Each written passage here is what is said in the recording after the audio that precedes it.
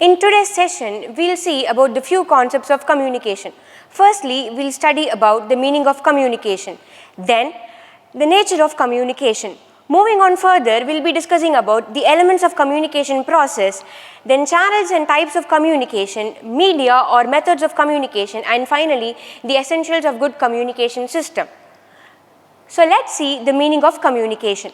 The word communication is defined as interchange of thoughts and information to bring about mutual understanding. It involves exchange or sharing of ideas, facts and feelings between two or more persons. It is the process of conveying written, verbal or gestural messages from one person to another so that they are understood. To sum it up, what is meant by communication? Communication is the process of passing the information and understanding the same by the receiver from one person to another through verbal and non-verbal means. Moving on, let's see about the nature of communication. Communication is essentially a two-way process involving the sender and the receiver. The message should be interpreted in the same way by the receiver as it is intended by the sender. The message must have some substance, which means that it should be of some interest to the receiver. Communication is a pervasive function, which means it is used by managers at all levels in the management. Communication is also an ongoing and a never-ending process. Speaking, writing, acting and listening, reading, observing or watching are some of the fundamental aspects of communication. Now let's see the communication process in detail. So the communication process includes the sender, encoding, message, channel, receiver, decoding, and at last the feedback. Now let's see each process in detail. Sender. Who is the sender? The person who sends the information is known as the sender. He is also known by the name source. So he is the person who starts the process of communication. Then the message. The message is the actual substance of communication. It is also known as the subject matter of communication. It can be facts, feelings, or any figures or information. What is meant by encoding? It is the act of translating the message into words, pictures, signs or symbol or in any other form. Moving on, we have the channel. What is meant by channel in the communication process? Channel, it is the media through which the message passes from the sender to the receiver. It can be a formal channel or an informal channel, but basically the channel is used for transmission of information. Moving on, coming to the receiver. Receiver is the person who actually receives the message from the sender. He may be a reader, listener or an observer. He is also known by the name communicatee. Moving on, we have this thing called as decoding. What is decoding? The receiver interprets the message received from the sender to draw different meanings from it. At last, we have the feedback. It means it is a reply, reaction or a response given by the receiver to the sender. When the sender gets the feedback from the receiver, it means that the communication process is complete. Moving on, we will discuss about the channels or types of communication. Basically, communication can be classified into formal communication and informal or grapevine communication. First, let's see about formal communication. What is formal communication? It follows the routes formally laid down in the organization structure of the enterprise. Formal channels are the parts of communication which are institutionally determined and which are associated with the status or position of the sender and the receiver. Formal channels are deliberately created to regulate the proper flow of information in a company. Formal communication can also be classified into three categories. Firstly, downward communication, upward communication, and horizontal communication. Now, what is downward communication? Downward communication refers to the flow of information from the superior to the subordinates. This basically includes passing of orders and instructions and also communicating the entire policies and programs of the company to the employees. Moving on to the next type of formal communication, we have upward communication. Upward communication implies the flow of information from the subordinates to the superior. The purpose of upward communication is to give the superiors the update about the performance of the work and also as a response to the downward communication. Thirdly, we have horizontal communication, which means transmission of information in the positions at the same levels in the organization. For example, communication happening between a production manager, marketing manager and a financial manager. Moving on to the next type of communication, we have informal or grapevine communication. What is meant by informal or grapevine communication? It implies communication among people through informal contacts or relations. It coexists along with the formal communication system, and it arises from social interactions between the people in the organization. It is the expression of their natural desire to communicate with one another. It is easier and faster than formal communication, and it tries to fill the gap in the formal communication process. Managers use this informal communication when they find it difficult to get the information through formal communication. Moving on to the next concept, we are going to discuss about the media or the methods of communication. Firstly, we have verbal communication, which means communicating orally or through written messages.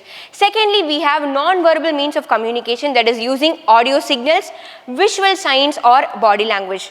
Now let's see each topic in detail. What is oral communication?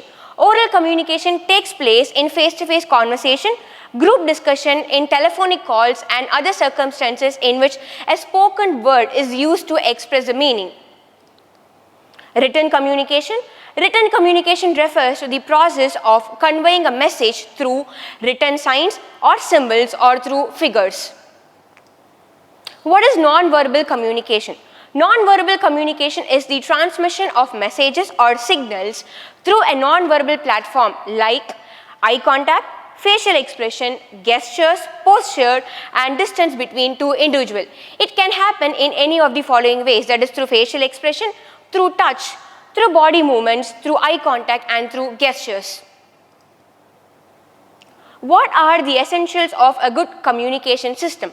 Firstly, the message must be perfectly clear and free from any type of ambiguity.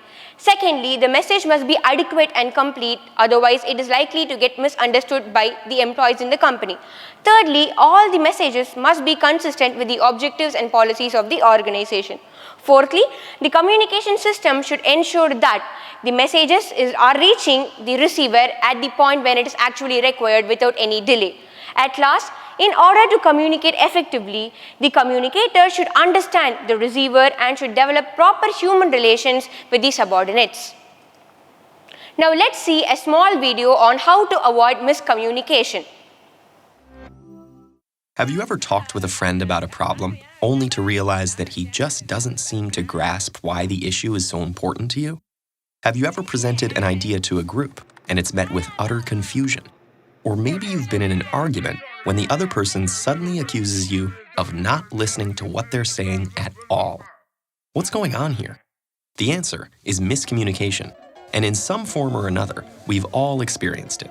It can lead to confusion, animosity, misunderstanding, or even crashing a multi-million-dollar probe into the surface of Mars. The fact is, even when face-to-face with another person in the very same room and speaking the same language, human communication is incredibly complex. But the good news is that a basic understanding of what happens when we communicate can help us prevent miscommunication. For decades, researchers have asked what happens when we communicate. One interpretation, called the transmission model, views communication as a message that moves directly from one person to another, similar to someone tossing a ball and walking away. But in reality, this simplistic model doesn't account for communication's complexity. Enter the transactional model, which acknowledges the many added challenges of communicating. With this model, it's more accurate to think of communication between people as a game of catch. As we communicate our message, we receive feedback from the other party. Through the transaction, we create meaning together. But from this exchange, further complications arise. It's not like the Star Trek universe, where some characters can Vulcan mind meld, fully sharing thoughts and feelings. As humans, we can't help but send and receive messages through our own subjective lenses. When communicating, one person expresses her interpretation of a message, and the person she's communicating with hears his own interpretation of that message. Our perceptual filters continually shift meanings and interpretations. Remember that game of catch? Imagine it with a lump of clay. As each person touches it, they shape it to fit their own unique perceptions based on any number of variables, like knowledge or past experience, age, race, gender, ethnicity, religion, or family background. Simultaneously, every person interprets the message they receive based on their relationship with the other person and their unique understanding of the semantics and connotations of the exact words being used. They could also be distracted by other stimuli, such as traffic or a growling stomach. Even emotion might cloud their understanding. And by adding more people into a conversation, each with their own subjectivities, the complexity of communication grows exponentially. So as the lump of clay goes back and forth from one person to another, reworked, reshaped, and always changing, it's no wonder our messages sometimes turn into a mush of miscommunication. But luckily, there are some simple practices that can help us all navigate our daily interactions for better communication. 1. Recognize that passive hearing and active listening are not the same.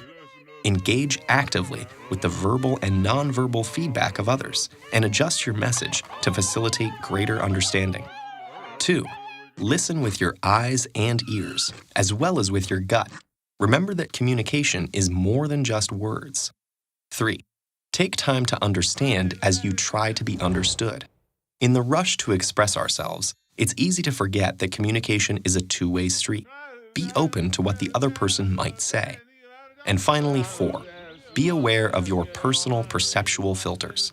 Elements of your experience, including your culture, community, and family, influence how you see the world. Say, "This is how I see the problem, but how do you see it?" Don't assume that your perception is the objective truth. That'll help you work towards sharing a dialogue with others to reach a common understanding together.